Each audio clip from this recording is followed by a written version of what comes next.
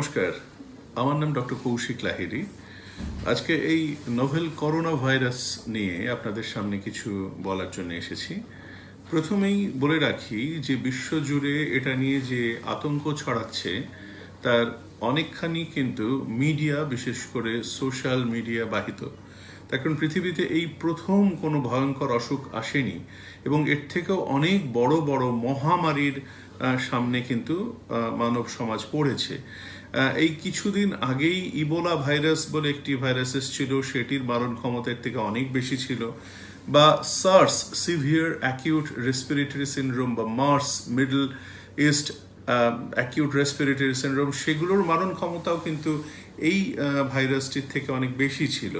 তাহলে এই ভাইরাসটি নিয়ে এত নোভেল করোনা বা কোভিড-19 যেটাকে বলা হচ্ছে, এত আতঙ্ক কেন?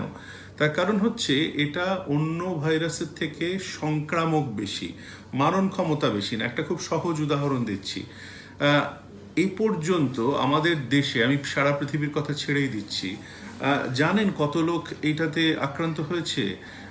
44 জন, হ্যাঁ, বিশ্ব স্বাস্থ্য সংস্থার দেওয়া হিসেবে। তা 44 জনের মধ্যে 17 জন হচ্ছেন ইউরোপ থেকে, ইতালি থেকে আসা 17 জন পর্যটক। তা 134 কোটির মধ্যে 44 জন আক্রান্ত হয়েছেন, একজনও মারা যাননি।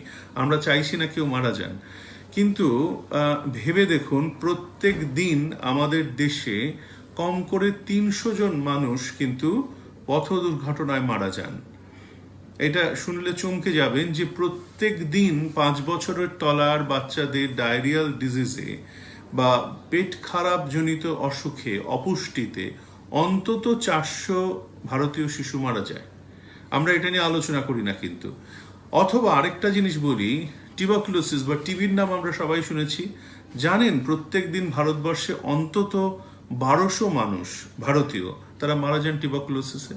তো এইটা নিয়ে আমরা আতঙ্কিত নই, এটা নিয়ে আমরা সোশ্যাল মিডিয়াতে আলোচনা করছি না, টিভিতে আলোচনা করছি না, আমাদের স্টক মার্কেট ক্র্যাশ করছে না। কিন্তু এই নোভেল করোনা ভাইরাস নিয়ে অনাবশ্যক একটা আতঙ্ক সৃষ্টি করে আমরা হাত পা গুটিয়ে ঘরের মধ্যে বসে আছি।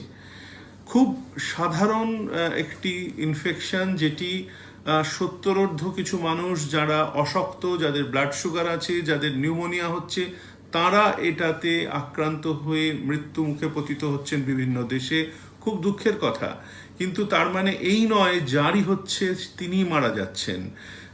1,10,000 জন এই পর্যন্ত এই অসুখটিতে আক্রান্ত হয়েছেন, তার মধ্যে মারা গেছেন কয়েক হাজার। বাকি যে 99,000 বা 1,00,000-এর ওপর মানুষ এতে সুস্থ হয়ে গেছেন, সেটা নিয়ে কিন্তু আলোচনা হচ্ছে না। এ পর্যন্ত 3.4% হচ্ছে এর মারণ হার।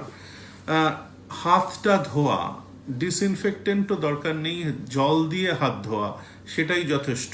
প্রত্যেকের সঙ্গে হ্যান্ডশেক না করে নমস্কার করা যথেষ্ট। খুব কাছাকাছি, প্রত্যেকের কাছাকাছি যদি না আসার দরকার হয়, ডাক্তার হিসেবে আমাদের আসতেই হয়, কিন্তু এছাড়া একেবারে গলায় জড়িয়ে যদি কারোর সঙ্গে বন্ধুত্ব না করার ইচ্ছে হয়, অসুস্থ মানুষটি থেকে আপনার সংক্রমিত হওয়ার সম্ভাবনা কম। আর বহু দূরের যে লং হল ফ্লাইট, এখান থেকে আমেরিকা যাওয়ার যে ফ্লাইট 16 ঘন্টা 18 ঘন্টা, তাতে যদি অন্য একজন আক্রান্ত মানুষ থাকেন, আপনার হওয়ার সম্ভাবনা আছে। কিন্তু সেটা আরেকজন ইনফ্লুয়েঞ্জা ব্যক্তির থেকেও আপনার ইনফ্লুয়েঞ্জা হতে পারে, আরেকজন চিকেন পক্স আক্রান্ত ব্যক্তির থেকেও আপনার চিকেন পক্স হতে পারে। এইটা আমাদের মাথায় রাখা উচিত। অন্য অনেকগুলো সংক্রামক অসুখের মতো এটিও একটি সংক্রামক অসুখ, যাতে 100 জনের মধ্যে 300 জন মাত্র মারা যান, এবং তারাও অশক্ত এবং বয়স্ক। তাই জন্য এটা নিয়ে অকারণ আতঙ্ক সৃষ্টি করে সমাজে অস্থিরতা বাড়ানোর কোনো কারণ আছে বলে আমি মনে করছি না। নমস্কার।